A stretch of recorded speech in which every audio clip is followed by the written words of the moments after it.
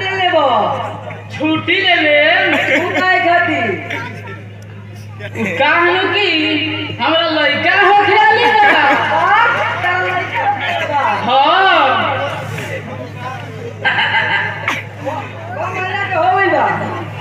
नौवा महीना खत्म हो गई बा 10वां चलत अरे मोटा बा हमरा मेहरारू के लड़का 9 महीना पे बोल गया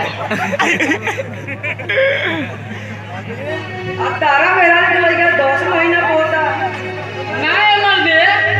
ये अक्टूबर का महीना है यही से 10वां महीना कहानी है। अच्छा ठीक बा चले देख कल कोर्ट में सुनवाई बा ठीक बा